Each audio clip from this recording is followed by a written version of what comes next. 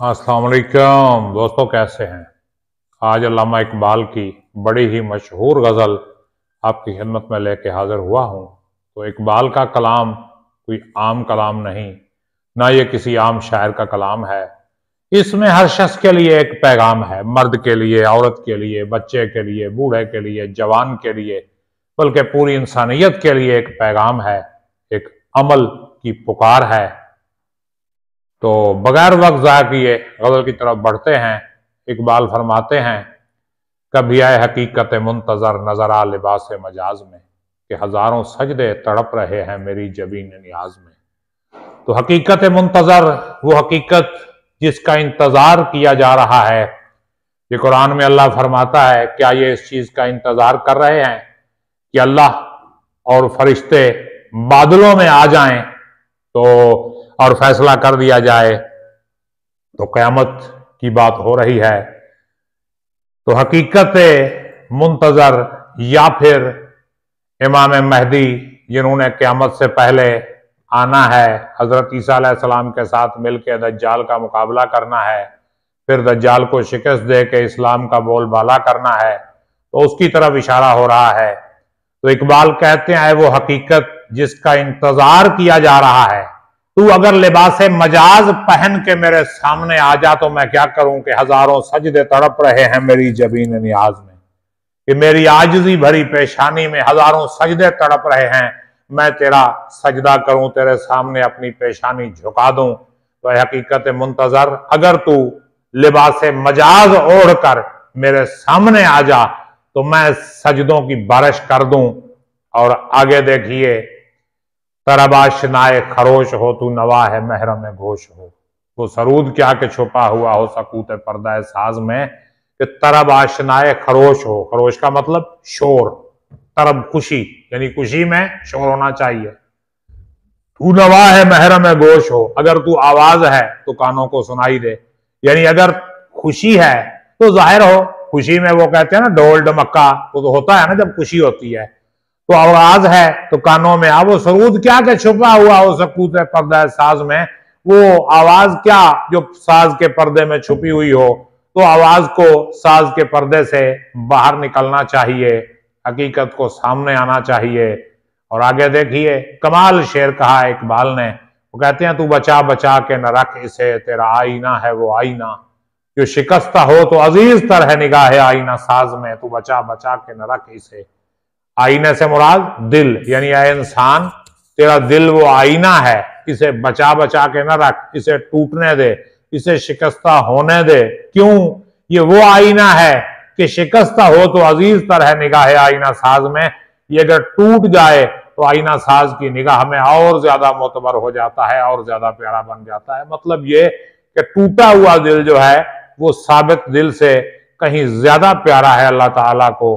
तो दिल को टूटने दो, दिल टूटेगा तो जुड़ेगा ना। और दमे तौफ किरमक के शमा ने यह कहा कि वो असर कोहन, दमे तौफ चक्कर लगाते हुए, किरमक कहते हैं कीड़े को, परवाने को, शमा का जो परवाना था उसके गिर्द चक्कर लगाते हुए परवाने ने क्या कहा कि वो असर कोहन, वो पुराना असर, वो पुराना माहौल नहीं रहा, खत्म हो गया। ना तेरी हिकायत सोज में, ना मेरी हदीस गुदाज में, तेरे जलने में वो पुराना असर नहीं, और मेरे इश्क में जो है वो पुराना असर नहीं। मतलब ये कि इस वक्त मुस्लिम कौम में वो तड़प नहीं, और जो उनके लीडर हैं, जो उनके रहनुमा हैं, उनमें वो जज्बात नहीं। यानी लीडर भी कमजोर पड़ गए हैं और जो आवाम है वो भी कमजोर हो चुकी है। और अगला शेर देखिए, न कहीं जहां में अमा मिली, जो अमा मिली तो कहां मिली, मेरे जुर्म खाना खराब को तेरे अफवे बंदा नवाज में। पूरी दुनिया में कहीं अमन व अमान नहीं मिली, सुकून नहीं मिला, सलामती नहीं मिली, किसे? मेरे जुर्म खाना खराब को, मेरा जो घर को बर्बाद करने वाला जुर्म था, मेरे जो कसूर थे, उन्हें दुनिया में कहीं अमन व सलामती नहीं मिली। मिली तो कहां मिली?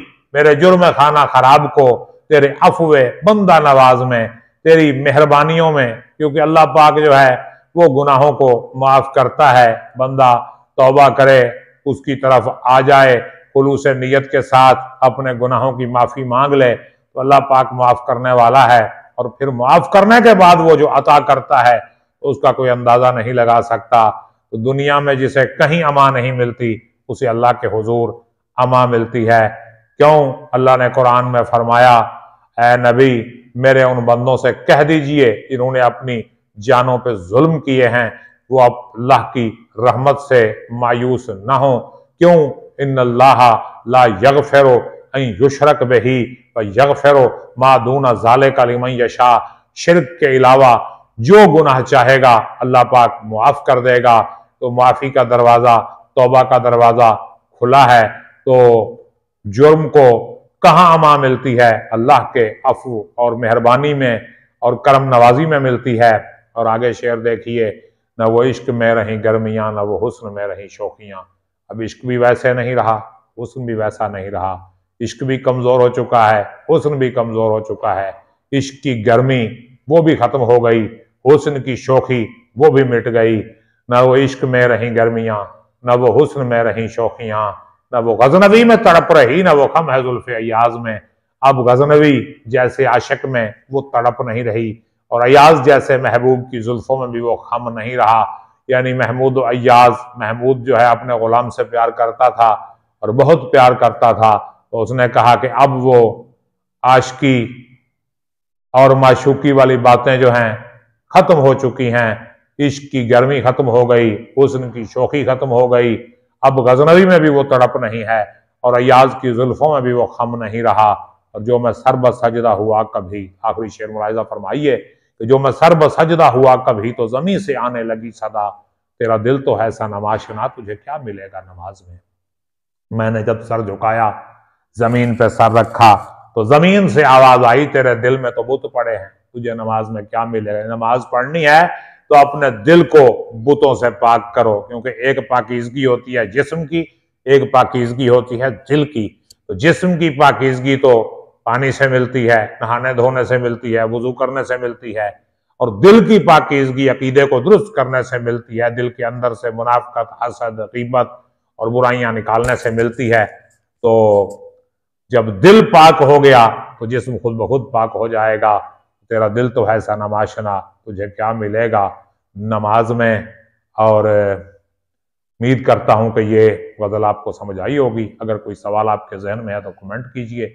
मुझे इजाज़त दीजिए, अपना ख्याल रखिएगा। अल्लाह हाफ़िज़।